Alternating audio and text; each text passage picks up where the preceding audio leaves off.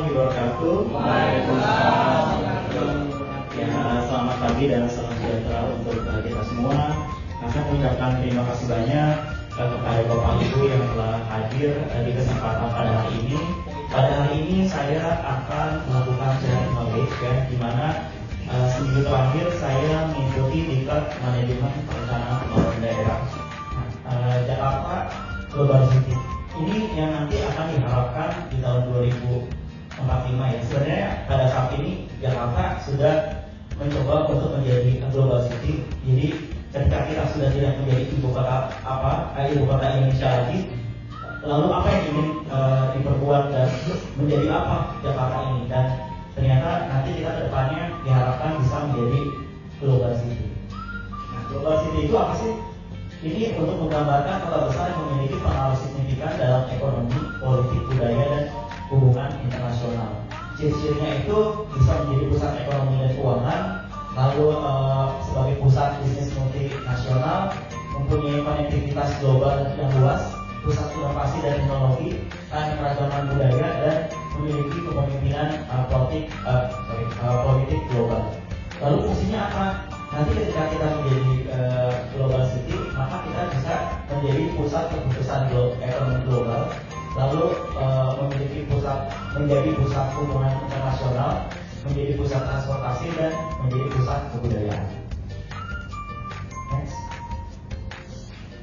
Nah, ini sebelum kita berbicara terkait dengan Jakarta sebagai global city, kita bisa lihat dulu sebenarnya kondisi DKI Jakarta pada saat ini apa sih?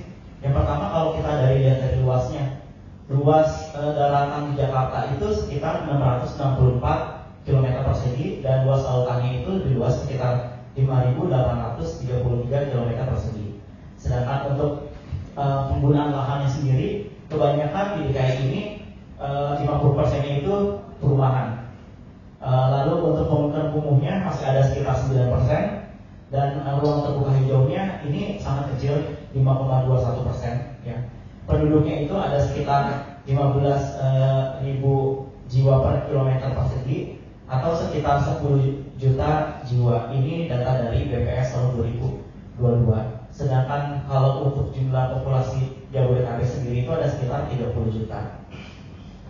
Transportasi sendiri untuk MRT kita sudah tersedia ada 16 km, dan untuk LRT itu ada 34 km, dan untuk ARS sendiri ada 98 km. Sarana pelayanan umum kita punya 678 fasilitas kesehatan, ada 3.525 fasilitas pendidikan, ada 3.027 fasilitas peribadatan, dan 26 fasilitas rekreasi dan budaya. Next. Nah, untuk air bersih, cakupan layanannya itu masih 66%, jadi masih banyak yang memang tidak mendapatkan cakupan layanan air bersih ya.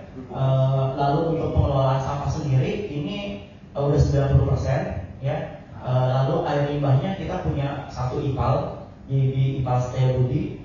Lalu untuk yang rawan banjirnya ini masih banyak daerah-daerah yang rawan banjir, ada sekitar 200 sampai 300 RW, dan tingkat kemiskinannya itu yang terbanyak itu masih di Kepulauan Seribu.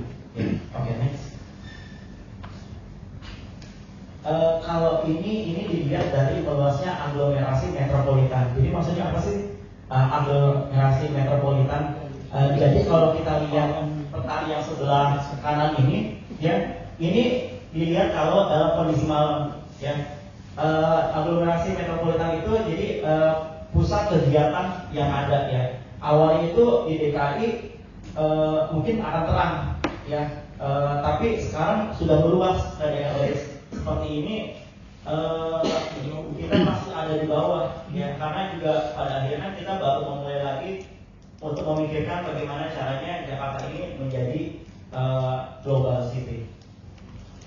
Nah, untuk mencapai ke global city ini apa sih yang harus dilakukan oleh Jakarta ya?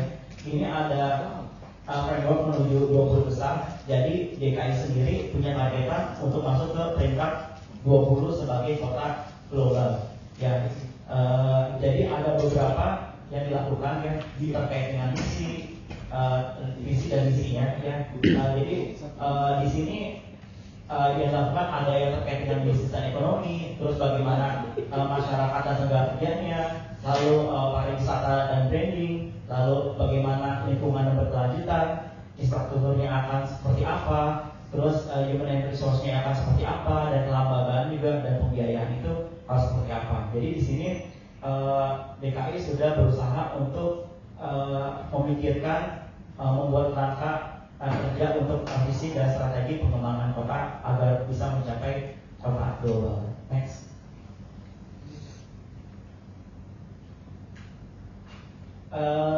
Ini tahapannya ya untuk menjadi 20 besar kota global, di mana tadi jangka panjangnya di tahun 2045 itu inginnya menjadi peringkat 20 sebagai kota global.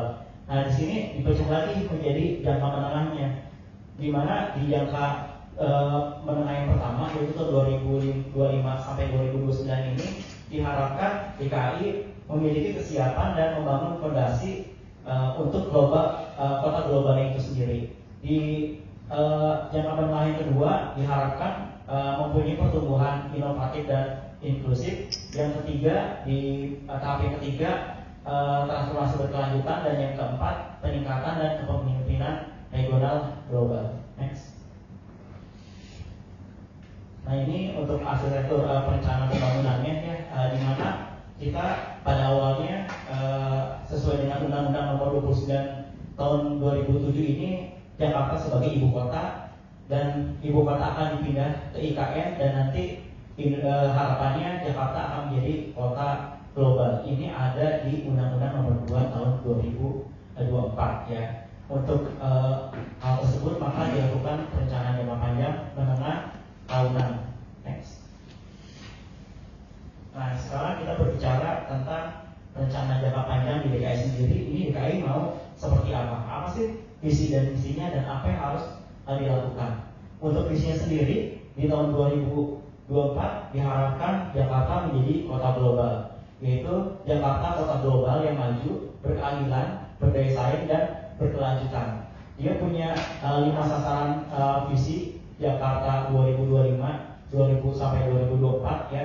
Tadi sama seperti yang tadi dimiliki oleh nasional ya, ada 8 misi, 17 arah pembangunan, dan 45 indikator utama. Karena memang harus disesuaikan, jadi nggak boleh boleh lebih, nggak boleh kurang, karena filosofinya itu diambil dari 17 Agustus tahun 45 ya. Jadi di sini misi yang pertama SDM unggul, yang kedua ekonomi maju dan produktif, yang ketiga tata kelola adaptif, yang keempat stabilitas dan pengaruh dan kancah global, yang kelima Jakarta layak huni, yang keenam pembangunan yang merata, yang ketujuh infrastruktur berkualitas, dan yang kedelapan adalah pengembangan yang berkelanjutan. Ini misinya ya. Yang pertama transformasi sosial, itu mewujudkan sumber daya manusia Jakarta yang unggul, produktif dan sejahtera. Transformasi ekonomi, mewujudkan ekonomi Jakarta yang inklusif, budaya saing global dan berkelanjutan. Transformasi tata kelola, mewujudkan regulasi dan tata kelola pelayanan publik Jakarta yang berkualitas, harmonis, adaptif dan integratif. Lalu mewujudkan keamanan daerah yang tangguh, demokrasi substansial, stabilitas ekonomi makro, dan pengaruh Jakarta di kancah global. Yang kelima mewujudkan Jakarta yang layak huni melalui ketahanan sosial, budaya, dan ekologis. Yang keenam mewujudkan pembangunan wilayah Jakarta yang merata dan berkeadilan. Yang ketujuh mewujudkan infrastruktur Jakarta yang berkualitas dan ramah lingkungan. Dan yang kedelapan mewujudkan pembangunan Jakarta yang sinergis dan berkesinambungan. Next. Ini tahapan arah kebijakan untuk DKI Jakarta. Jadi di tahap pertama tadi perbaikan fundamental, pemenuhan layanan sosial dan lingkungan dasar, serta penguatan landasan ekonomi. Di tahap yang kedua itu ada transformasi ekonomi ekosistem global, yaitu penguatan landasan sosial dan lingkungan serta akselerasi ekonomi menuju ekosistem kota yang global yang kompetitif. Yang ketiga ada ekspansi global, dan yang keempat ada perwujudan kota global itu sendiri. Next. Ini ada 7 game changer. Jadi apa saja yang ingin dilakukan perubahan yang ada di DKI Jakarta sendiri. Yang pertama, transformasi Jakarta sebagai pusat keunggulan. Yang kedua, eskalasi Jakarta sebagai kontributor utama perekonomian Indonesia ketiga, pengarus utamaan resource dan development dan inovasi dalam membangun. Yang keempat, akselerasi Jakarta sebagai pusat pariwisata, ekonomi kreatif dan budaya. Yang kelima, transformasi infrastruktur. Yang keenam, penguatan konektivitas informasi, barang, penumpang Jakarta sebagai pusat transit regional dan global. Dan yang ketujuh, reformasi tata kelola menuju kota global yang berdaya saing. Next. Ini yang ada di jangka menengah, ya. Di jangka menengah ini mau seperti apa sih? Apa sih visi dan misinya? Tadi kita sudah membagi menjadi beberapa tahap. Nah, ini yang ada di tahun 2025 dan 2024, ya. Sama, kalau untuk kita jangka menengah berarti kita mengacu pada yang nasional. Nah, untuk yang nasional, untuk yang di daerah ini baru berupa rekomendasi. Visinya kenapa baru rekomendasi? Karena kita belum melaksanakan pilkada, di mana gubernur belum terpilih. Artinya ketika ini dibuat, ini baru berupa rekomendasi. Siapa yang membuat perangkat daerah yang ada, yang dikoordinatori oleh Bapeda. Jadi Bapeda menyusun RTJMD atau jangka menengah daerahnya, ya, dan merumuskan terkait dengan rekomendasi visi dan misi yang ada. Nah, rekomendasinya untuk yang 2025 ini harapannya Jakarta ini akan menjadi kota global yang kompetitif dan berkelanjutan untuk semua. Jadi mungkinkah akan diubah? Bisa jadi kalau misalkan tergantung dari gubernur yang akan terpilih nanti. Ya. Next. Ini terkait dengan rencana kerja pemerintah daerah. Ini berarti sudah tahunan. Ya, oke, lanjut. Ya.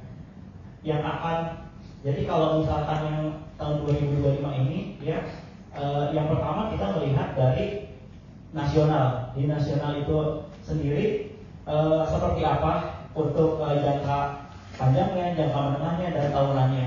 Dan nanti dengan mempertimbangkan berbagai hal dalam penyusunan perencanaan 2025. Jadi misalkan arahan presiden seperti apa, lalu arahan dari pembangunan nasional seperti apa, indeks kota global bagaimana, lalu dengan berbagai peraturan segala macam, maka nanti pemerintah daerah akan merencanakan terkait dengan jangka panjangnya, jangka menengah, dan tahunannya akan seperti apa. Next. Kalau misalnya dari perencanaan RSUD kan rencana itu sebenarnya dari pimpinan semuanya juga dari direktur ya Pak, arahan direktur. Sekarang kan kita arahannya mengikuti SK Dinas Kesehatan tentang pelayanan unggulan. Mungkin di 2025 Bu Direktur memfokuskan arah kita ke pelayanan unggulan yang ke Polinata karena ada pembelian PEKO yang untuk operasi katarak. Mungkin itu sih arahnya dari penerbangan di 2025 yang saya dapat arahan dari pimpinan itu aja. Kalau PG sama HIV itu kan program Pak, itu program nasional dan memang wajib dijalankan.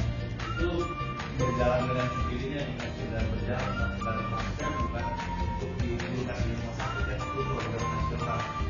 Nah, itu masuk dalam perkembangan. Iya, masuk. Tapi karena itu juga diukur terus ada tinggi HIV, malaria. Ini karena yang itu nggak cuma dinas kesehatan yang di bagian ini, jadi memang tidak dibahas secara spesifik selain dinas kesehatan di tahun 2025 sampai 2029 itu seperti apa gitu.